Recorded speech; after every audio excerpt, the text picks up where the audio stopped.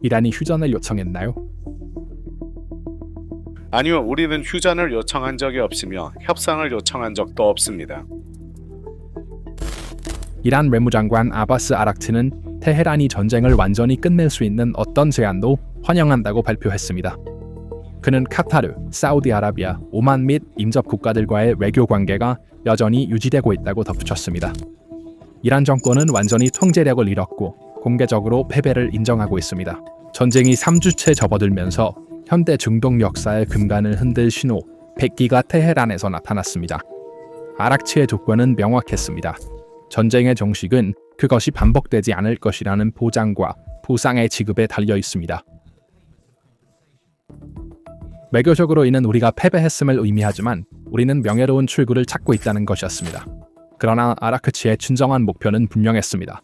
걸프 국가들의 분노를 진정시키는 것이었습니다. 이란은 민간 공항, 호텔, 걸프 인프라를 공격하기 시작했기 때문에 이는 자체 지휘 공백으로 인해 분쟁에 관여하지 않은 목표들이었고 이로 인해 지역 전체를 소외시켰습니다. 그러나 이 인정은 테헤란을 구하기보다는 나라를 내전의 위기로 몰아넣었습니다. 이란 내 반응은 너무나 강렬하여 이미 일반적인 정치적 비판의 선을 넘었습니다. 정부와 군대 사이에 공개적인 균열이 생겼습니다. IRGC 사령관 호세인 살라미와 가까운 소식통은 명확한 메시지를 전달했습니다. IRGC 작전은 전속력으로 계속되고 있습니다. 호르무즈, 카르그, 지하 터널의 방어는 활발히 진행 중입니다. 적이 항복한 후에야 휴전이 논의될 수 있습니다. 이 전체 그림을 잠시 멈추고 살펴봅시다. 외무부 장관은 우리는 평화에 열려있다고 말합니다. 그러나 군사부문은 전쟁을 계속하고 있습니다. 이것은 전형적인 군대가 독자적으로 싸우고 정치 지도부가 붕괴된 시나리오입니다. 그리고 이 시나리오는 내부에서 일어나는 큰 폭풍의 시작일 뿐입니다. 정부의 휴전 요청에도 불구하고 군대가 계속 싸우는 이유에 대한 유일한 지정학적 설명은 지휘체계의 붕괴입니다. 이 공백의 원인은 그의 아버지의 사망 후 3월 8일부터 9일까지 최고 지도자로 선출된 모즈타바 하메네이의 물리적 부재입니다. 모즈타바 하메네이는 테헤란 공습에서 부상을 입었고 그 후 충격적인 주장이 나왔습니다. 이란의 의료 능력이 부족하자 그는 푸틴의 개인적인 요청으로 러시아 군용기를 타고 비밀리에 모스크바로 이송되었습니다. 모즈타바가 모스크바에 있는 동안 이란 국가는 사실상 두 개로 분열되었습니다. 이것이 걸프 분석가들과 터키 외무부가 비공식 외교 경로를 통해 이란의 권력 공백과 내전 위험이 있다고 경고하는 진짜 이유입니다. 이란의 권력 공백은 워싱턴에 의해 기회로 변하고 있습니다. 도널드 트럼프는 이란이 휴전 협상에 준비되어 있다고 인정했습니다. 하지만 그들이 준비되었다고 생각하지는 않지만 그에 가까워지고 있습니다.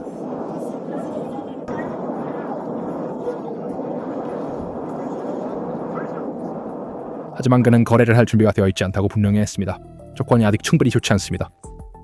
그리고 트럼프는 세계를 놀라게 한 발언을 했습니다.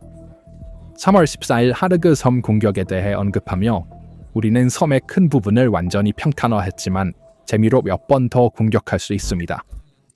하르그 섬은 이란 석유 수출의 90%를 처리하는 전략적 섬으로 하루에 200만 배럴 이상이 이곳을 통과합니다. 3월 14일 밤 미국은 B-52 폭격기와 크루즈 미사일을 사용하여 섬의 군사창고, 지뢰 저장소, 그리고 이란 혁명수비대 기지를 공격했습니다. 비록 석유 시설은 피해를 입지 않았다고 전해지지만 섬이 완전히 황폐화되었다는 주장도 있습니다. 이러한 맥락에서 트럼프의 발언은 매우 중요합니다. 트럼프가 언제든지 섬을 다시 공격할 수 있다고 주장했음에도 불구하고 아라크치의 항복은 이란 내 급진파들을 더욱 격분시켰습니다. 국회의장 모하마드 바게르 갈리바프는 더욱 강경한 발언을 했습니다. 우리는 휴전을 추구하지 않습니다.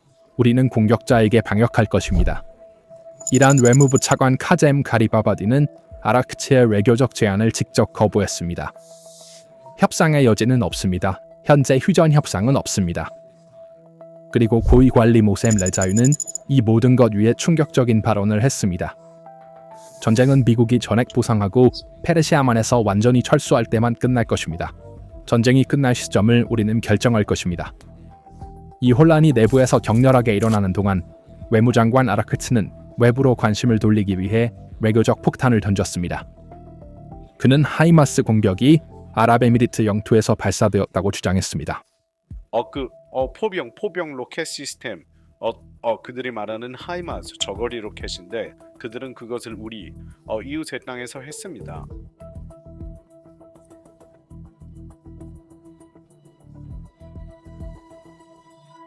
그리고 이것은 이제 그들이 우리 이웃의 영토를 사용하여 이러한 종류의 로켓으로 우리를 공격하고 있다는 것이 명백합니다.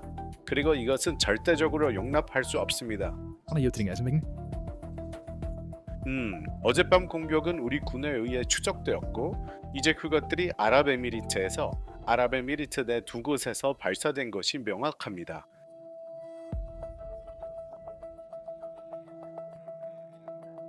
이것은 이란이 걸프에서의 공격을 정당화하려는 시도였습니다.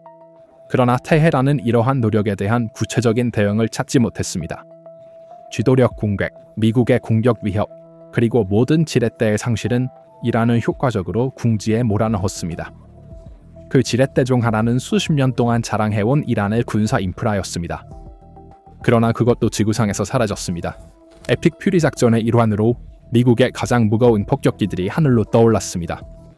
13톤의 벙커 버스터 폭탄을 장착한 P-2 스피릿 스텔스 폭격기들이 QOM, 호레마바드, 이스파한 아래의 미사일 도시와 핵 지휘 벙커를 잔해로 만들었습니다.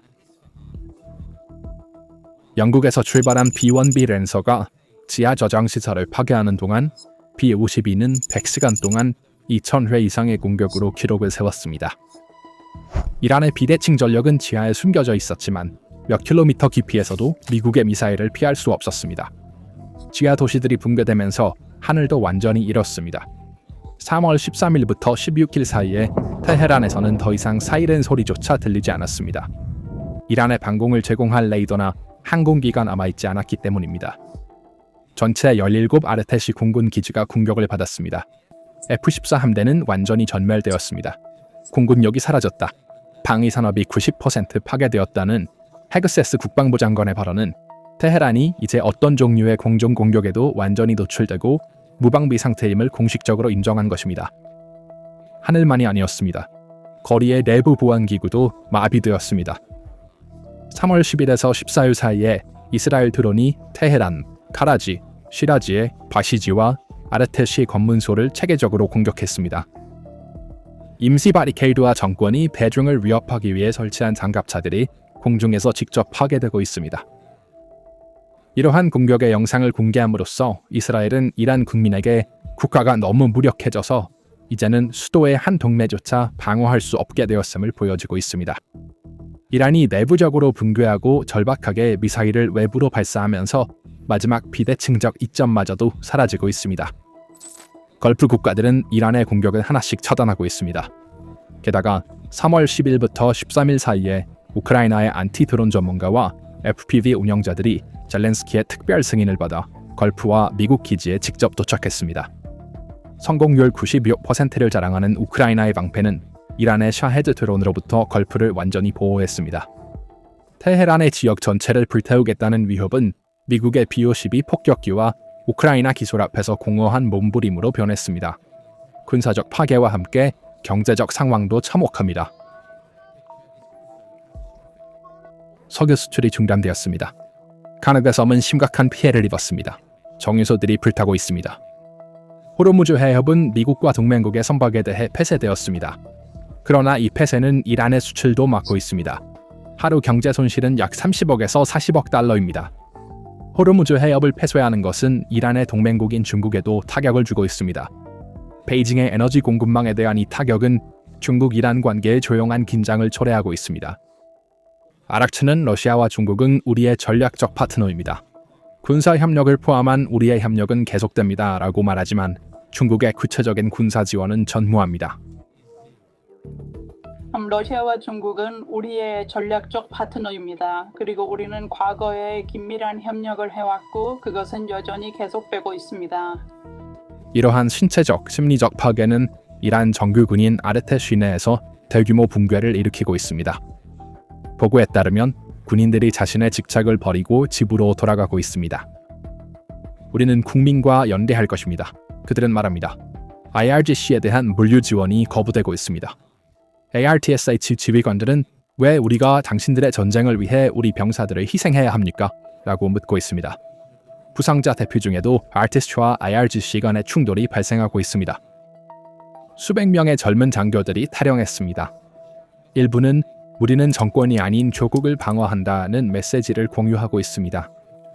아티스트와 IRGC 간의 이러한 균열은 이란 역사에서 전례가 없는 것은 아니지만 이 정도의 깊은 균열은 처음입니다.